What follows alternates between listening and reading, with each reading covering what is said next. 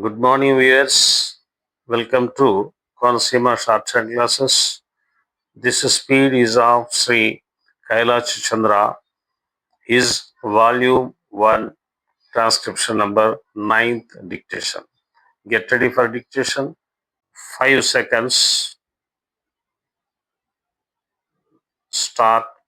Sir, the budget has been variously described and criticized as one that increases the burden of the common man, one which gives concessions to the rich and encourages foreign investments.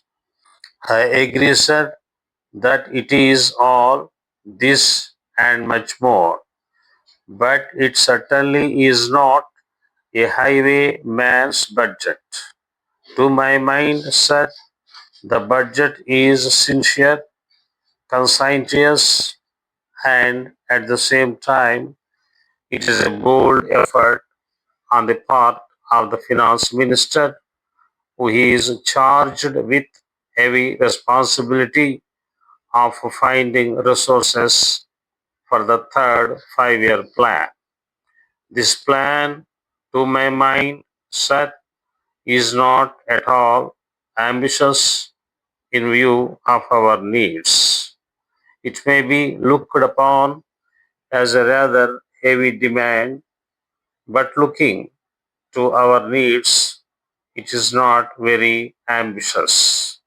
Sir, the fact that even the considerations of the coming general elections could not delect the finance minister from the course which seemed to him necessary and proper should earn him the appreciation of every right thinking man. The common man's interest, as I said, is nearer to our hearts than perhaps some others can claim, or at least it is equally nearer to us. And yet, there come times in a nation's history when it becomes necessary for the people to postpone the fruits of their labor and enterprise to secure the future. Here also, sir, opinions may differ.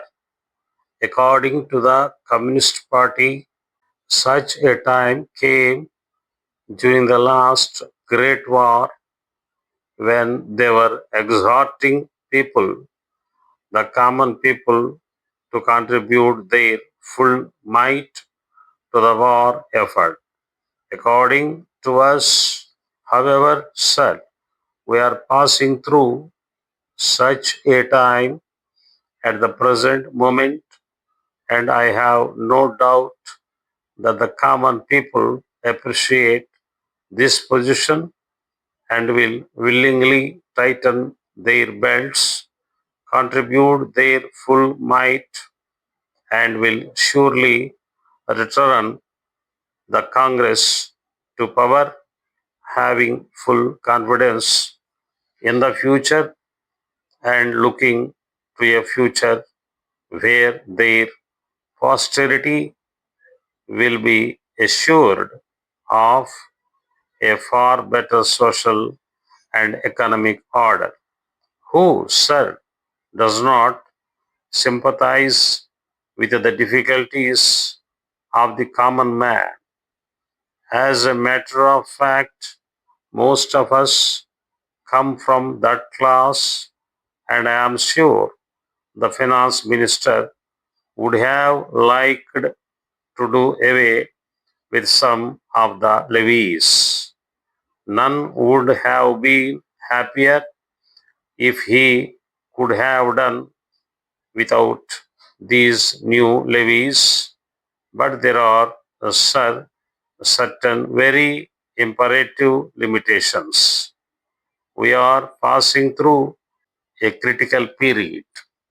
Sir, it may not be necessary to continue these levies for a long time. Rather, I am inclined to think that before long it may be possible to give up some of them at least. I have very valid reasons to think so. Our public undertakings are coming to their own, and some of our important irrigation and power projects have just been completed. Some others are nearing completion, and in due course, I think in the very near future, they must yield returns. This will go a long way to lighten the burden of the common man. We might, sir, also resort to some other ways. I suggest that we might take to public trading in some specific items of export and import. That would also certainly go a long way and help us. The private corporate sector has been steadily growing and has been developing capacity. It is sure to benefit from all these present concessions and develop greater capacity.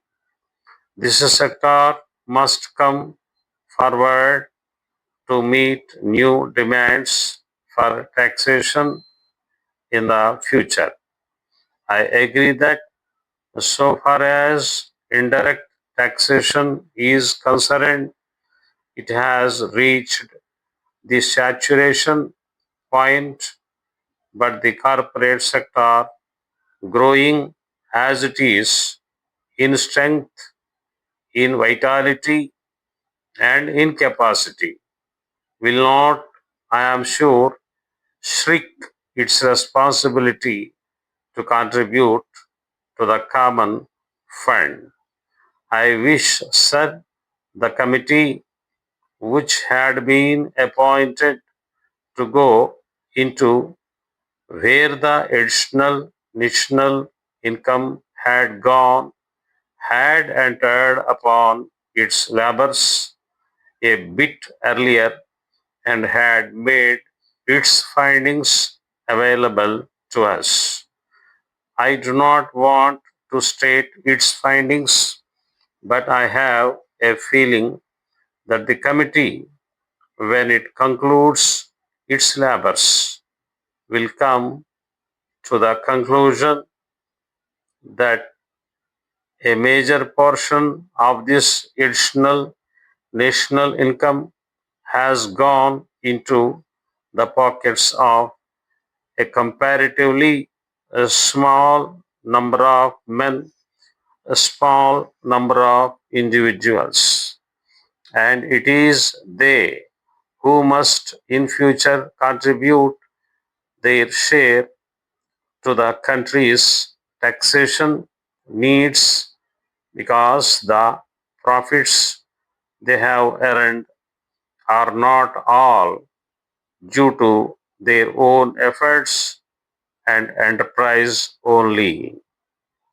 To a very large measure, they are the result of the economic policies of the government and due to certain other circumstances to which they did not contribute anything.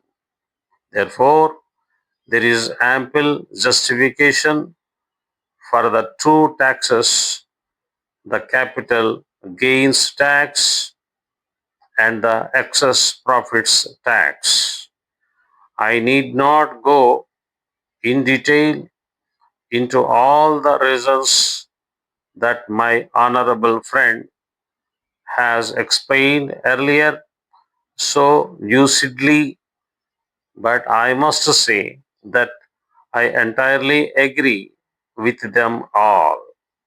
Having said this, I would like to say a few words about allocations which have been made to the various ministries in the budget.